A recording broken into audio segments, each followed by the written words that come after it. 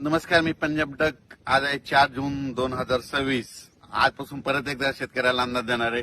कारण की राज्यामध्ये आज 4 जून, 5, 6 आणि 7 आणखीन जवळपास 4 दिवस राज्यात वेगवेगळ्या भागात जोरदार पाऊस पडणार आहे, म्हणून हा अंदाज लक्षात घ्यायचा. आज सांगायचं झालं तर कोकणपट्टी म्हणजे रत्नागिरीपासून ते पालघर पर्यंत इकडे काय होणार आहे, कोकणपट्टीकडे जोरदार पाऊस सुरू होणार आहे, मुसळधार पाऊस चालू राहणार आहे. तिकडे पाऊस चालू असल्यामुळे महाराष्ट्रामध्ये सरी उसरी येत राहणार आहे, म्हणून हा अंदाज लक्षात घ्यायचा. पुणे जिल्ह्यात देखील आज खूप जोराचा पाऊस पडणार आहे. त्याच्यानंतर अहिल्यानगर देखील खूप राहणार आहे. त्याच्यानंतर सोलापूर जिल्हा आज पावसाला सुरुवात होणार आहे. सांगली जिल्ह्यात आज देखील बऱ्याच भागात पावसाला सुरुवात होणार आहे.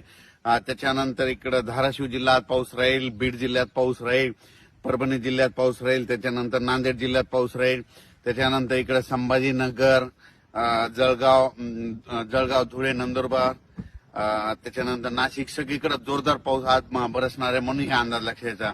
आणि बुलढाणा, अकोला, अमरावती तिकडे देखील सगळीकडे म्हणजे राज्यात सांगायचं झालं तर आज पूर्व विदर्भ आणि पश्चिम विदर्भ 6-5-11 जिल्ह्यामध्ये म्हणजे पूर्व विदर्भात थोडा आज कमी राहील, पण पश्चिम विदर्भामध्ये मात्र अमरावती, अकोला, बुलढाणा इकडे मात्र चांगला पाऊस पडणार आहे, म्हणून अंदाज लक्षात घ्यायचा. आणि आता सध्या पाऊस चालू देखील असेल, म्हणून हे लक्षात घ्यायचं.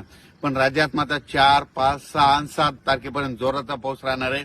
8 तारखेपासून पावसाचा राज्यातला जोर ओसरेल, म्हणून हे देखील लक्षात घ्यायचं. पण हे पाऊस तुम्हाला सांगू इच्छितो, आज पुणे जिल्हा, अहिल्यानगर जिल्हा, नाशिक जिल्हा, मुंबई, त्याच्यानंतर नंदुरबार, धुळे, जळगाव खूप जोराचा पडणार आहे, म्हणून हा अंदाज लक्षात घ्यायचा. म्हणजे आज रात्रीच्याला दुपारनंतर खूप जोराचा पाऊस सुरू होणार आहे, म्हणून हे देखील लक्षात घ्यायचं. आणि ज्या भागात अद्यापही पाऊस पडलेला नाही त्या भागात आज देखील बऱ्याच भागामध्ये पाऊस पडेल आणि त्या शेतकऱ्याची पेरणीसाठी पोषक ठरणार आहे, म्हणून हे देखील सर्व शेतकऱ्यांनी लक्षात घ्यायचं. त्यानंतर कोल्हापूरकडे आज खूप जोराचा पाऊस राहील. त्याच्यानंतर पुण्याकडे देखील जास्त असल्यामुळं म्हणजे कोयना धरणाचा जे कॅचमेंट आहे त्याच्यामध्ये पाऊस जास्त पडल्यामुळं कोयना धरणाच्या देखील आवक सुरुवात होईल, म्हणून हे लक्षात घ्यायचं. इकडे निळवंडे धरण आता हे 5 दिवस खूप पाऊस, 7 तारखेपर्यंत उत्तर महाराष्ट्राकडे खूप पाऊस आहे, त्याच्यामुळे निळवंडे धरण सुद्धा भरण्याच्या मार्गावर राहील, म्हणून हे लक्षात घ्यायचं. भंडारदरा देखील धरण भरेल, कारण की तिकडे कॅचमेंट एरियामध्ये खूप जोराचा पाऊस या 5 दिवसामध्ये पडणार आहे. आणि सध्या पाऊस चालू आहे त्याच्यामुळे तिकडे आवक सुरू झालेली आहे, म्हणून हे धरणं देखील भरून जातील, म्हणून हे देखील सर्व शेतकऱ्यांना लक्षात घ्यायचं. नाशिक जिल्ह्यात खूप पाऊस पडणार आहे, म्हणून त्यांनी स्वतः शेतकऱ्यांनी सतर्क करायचं. म्हणजे नदीकाठचे जे शेतकरी त्यांनी आपण आपले पाळीव प्राणी नदीकाठी बांधू नये, कारण की नदीला पूर येण्याची शक्यता आहे, म्हणून ह्या 4-5 दिवस जरा काळजी घ्यावी. नाशिकला मात्र आता आजपासून जे पावसाचा जोर राहील तर 4, 5, 6, 7 ते दुटंदे मारुतीचं मंदिर आहे त्या मंदिरात मात्र त्या मारुतीला मात्र पाणी लागेल, म्हणून हे लक्षात घ्यायचं. कारण की आता वरती खूप पाऊस पडणार आहे. आज रात्रीच्याला दुपारनंतर नाशिकच्या वरच्या भागात खूप पाऊस पडणार आहे, त्याच्यामुळे आज नाशिककडे म्हणजे नद्याला चांगला पूर येण्याची शक्यता आहे. म्हणजे आज पाऊस पडल्याच्यानंतर उद्या देखील नाशिककडल्या बऱ्याच नद्या अशा चांगल्या जोरानं वाहतील, म्हणून हे लक्षात घ्यायचं. आपण आपले पाईपलाईन असेल तर तुम्ही तुमची काळजी घ्यायची. तसेच खास करून सोलापूर जिल्ह्याचे मेसेज आलेले आहेत, मित्रांचे फोन आले होते.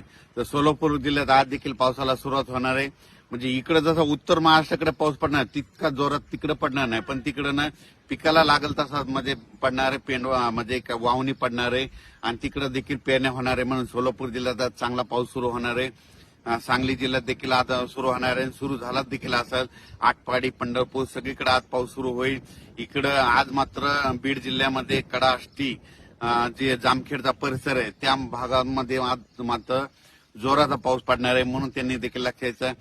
अहिल्यानगरकडे जोरात पाऊस पडणार आहे. आज अहिल्यानगरकडे जोरात पाऊस पडत असल्यामुळे बीड जिल्ह्यामध्ये देखील त्याच्या नद्या खाली पाणी येतंय, तर त्यांनी स्वतःची काळजी घ्यायची. आपण आपले पाळीव प्राणी जनावरे त्या नदीकाठी बांधू नये, कारण की काय होणार अहिल्यानगरकडे मुसळधार पाऊस पडणार आहे, त्याचं पाणी इकडे बीड जिल्ह्याकडे पाथर्डीकडे येतंय, त्याच्यामुळे त्यांनी ते देखील काळजी घ्यायची. सांगायचं झालं तर नदीकाठच्या लोकांनी आपण आपली पाळीव प्राणी मात्र सुरक्षा स्थळी आणून ठेवावे, कारण की 4 दिवस आणखीन आज 4, 5, 6, 7, 8 तारखेपर्यंत राज्यात काही काही ठिकाणी खूपच जोराचा पाऊस पडणार आहे. काही ठिकाणी रिमझिम पडणार आहे, कुठं पेंडॉलता पडणार आहे, काही ठिकाणी ओढे नाले वाहतील, काही ठिकाणी शेतामध्ये पाणी सजा असा पडणार आहे. पण सगळ्या महाराष्ट्रामध्ये पाऊस पडणार आहे. सगळ्या शेतकऱ्याच्या पेरण्या होणार आहे. शेतकऱ्याला विनंती, ह्या 4 दिवसात जरी तुमच्या पेरण्या नाही झाल्या, 8 तारखेच्या नंतर थोडी उघाड भेटणार आहे. 8 जुलैच्या नंतर पावसाची उघाड झाल्याच्या नंतर तुम्ही तुमच्या पेरण्या करू शकता. हे जे पाऊस आहे, समजा तुम्हाला सांगतो, परभणी जिल्हा झालं, जालना जिल्हा झाला, अमरावती जिल्हा, ह्या पावसात काय झालं, सगळीकडे पाऊस पडलाय. पण काही काही असे 5-5, 7-7 गाव आहे ते सुटलेले आहेत. पण ह्या ना आता हे 4 दिवस पाऊस पडेल ना, त्याच्यात देखील कव्हर होणार आहे. म्हणून हे लक्षात यायचं. आताच मला बुलढाणा जिल्ह्यातल्या शेतकऱ्याचा फोन आला की आमच्या इकडे पाऊस कधी बंद होतं. मी म्हणलं कशामुळे, तर ते म्हणले आमच्या पेरण्याच राहिल्यात, काही पाऊसच पेरू देईना आम्हाला, म्हणजे पाऊस उघडणच त्यांचं म्हणणं आलं. अमरावती जिल्ह्यात तशीच परिस्थिती झाली, भंडाऱ्याकडे देखील तशीच परिस्थिती झाली, कारण की तिकडे पाऊसच उघडणं म्हणून त्यांच्या पेरण्याच राहिल्या. म्हणजे काही ठिकाणी असं झालं, पाऊस असल्यामुळे त्यांच्या पेरण्या राहिल्या आणि काही ठिकाणी पाऊस नसल्यामुळे त्यांना पेरण्या राहिल्या. म्हणजे दोन्ही बाजू येतात.